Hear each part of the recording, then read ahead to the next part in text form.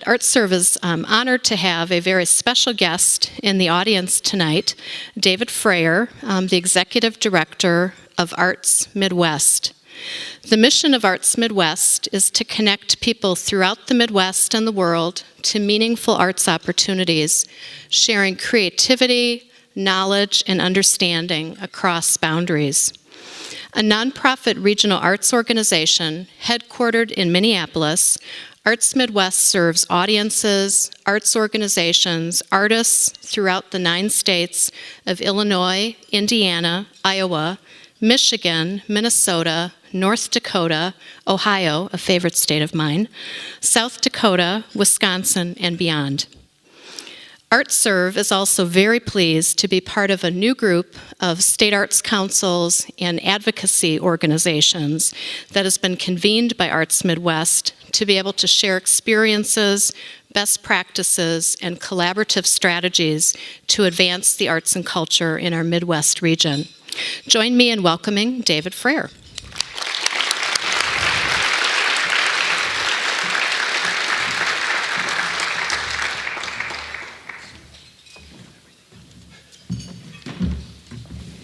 Good evening, and thank you very much, Jennifer. One of the great challenges and opportunities of following someone like Jennifer is she's so thorough that I can actually throw away a page and a half of the 3 little pages I had here. The first one is actually one that I'm going to return to. Because in addition to thanking Jennifer, I also wanted to join from a regional and a national perspective and offer my gratitude and thanks to John Bracey for the remarkable work he's done. I think when you're in your own state, you look and you say, wow, this guy is really, working hard in very, very difficult times on our behalf. I will tell you from a national perspective, there are additional words, additional adjectives that I would put on the list that Jennifer mentioned. The several that I had written down were determination, grit, integrity, dignity, empathy, and care. These are remarkable traits, and remarkable traits to have in a leader in your state, and remarkable traits to have for me as a colleague. And you need to know that across the country, people see that in John and see that in Michigan and see that in the way that you guys have faced the challenges that you've faced this year. So I thank you for your good work with that, and I thank John specifically for the way that he has really carried on and lifted the flag on behalf of our entire field. So one more time, we get to thank you, John.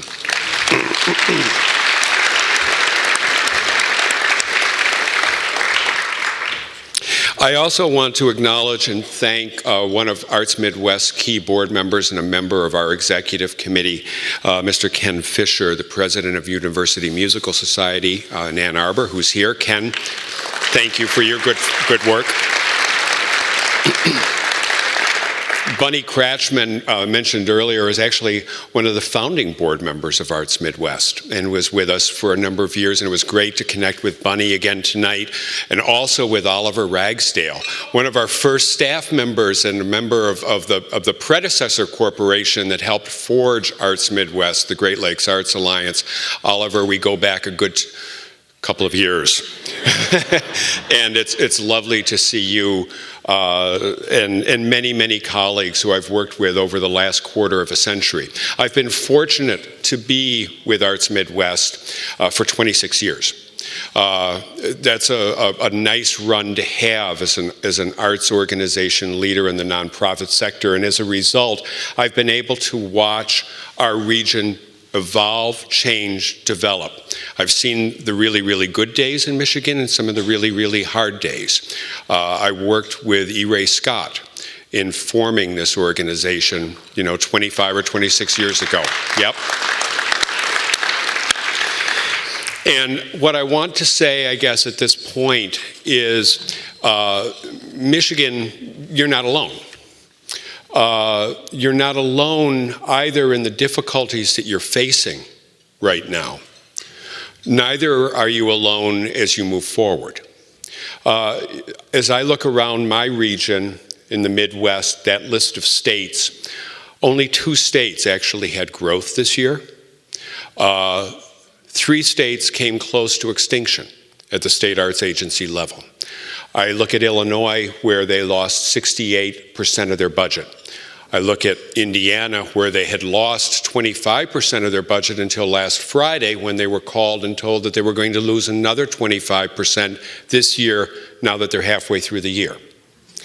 I can look at Ohio, which is down almost 70% in 2 years. We're all in this together, and we're all struggling. And I think that the point raised that we have to unify our voices and find a new way to articulate our importance and the critical role we can play has never been more true. But I also think that it's incredibly important that we apply one of the incredible assets we have as a field and as a community of leaders and learners, and that is our imagination. We have to think differently now. We have to reinvent our field. I was having a conversation with a colleague earlier that says, maybe the model we had just isn't working. What's the new model? If we were creating a public sector support structure for the arts now, 40 years after the inception of the original one, what would that public sector support structure look like? What does our field need? What do our communities and our audiences and our kids need in order to kind of nurture the creativity and the imagination? And I think we need to come back and start raising a new set of questions. So as much as we organize and start to argue and start to make our case, let's make sure that we're also making the case for the right future. Let's really work together. One of the things that Arts Midwest is committed to and is committed to working with Michigan on is to bringing our minds together around a table where we can have this conversation and forge a new vision for where we're headed and how we might get there. We will be there with you. We will work with you in the future. We will make this happen. And we will not fade away from this field or from the field of battle that we're in. Michigan has always played a critical role in our national identity. And that critical role and that identity is something that's come from the creativity and the imagination of the people who live here. If we think about it, it's not just the design of cars, although I'm grateful that so many of our industry leaders from the auto industry are with us, because in fact you have given us a physical, a tangible vision of what our country is about through automotive design for almost 100 years. But beyond that, I think of Steelcase. I think of the incredible work being done by Herman Miller. I think of all of the design, the industrial design, the product design, the architectural design that comes out of this phenomenal state that has helped define what this country is. I think of the music that is our soul, of jazz, of Motown, but also if we go to any orchestral group in the country, there are people who have come through the program at Interlochen. They have seeded all of the classical music in our nation. I think of the writers that I grew up with, writers like Philip Levine, Edna Ferber, Ring Lardner, Theodore Roethke, people who have formed the backbone of American literature, and they're Michiganders. This is a state with a deep history and a deep soul and a deep part of our nation's culture. And that will not be lost, and its future will not be lost. We will continue.